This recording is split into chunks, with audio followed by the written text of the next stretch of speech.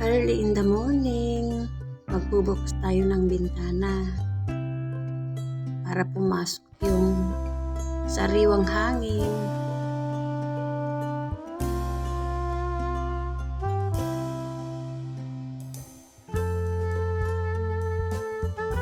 Ganito ang gawain ko. Tuwing umaga, magbukas ng bintana, ayos-ayos ng mga kalat.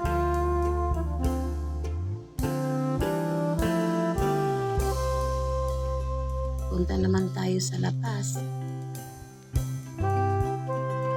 Sa bakuran namin. Ayan.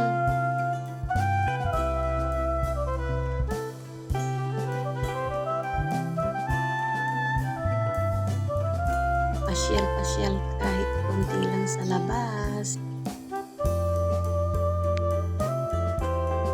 Ito ang buhay ni Ate Emma sa Dubai.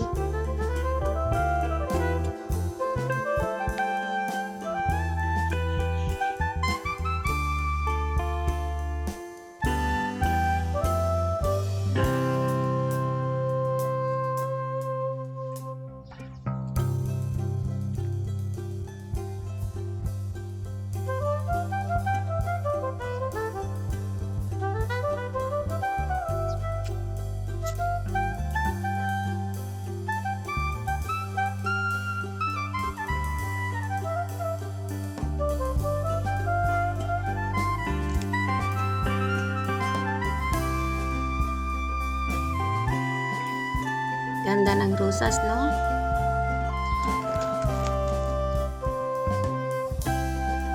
Yan ang bahay namin. O, diyan ako nakatira.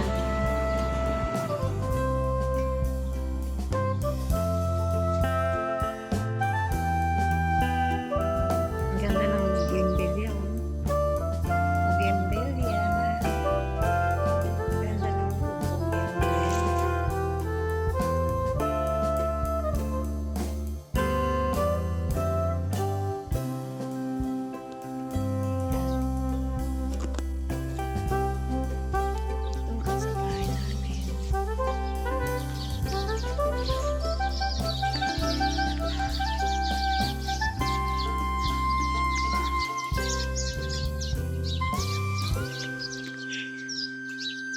Years na ako dito sa Dubai.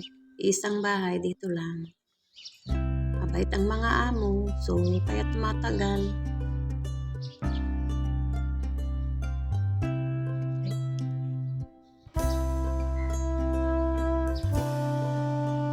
Remote control yung pintuan namin. I-close ko na.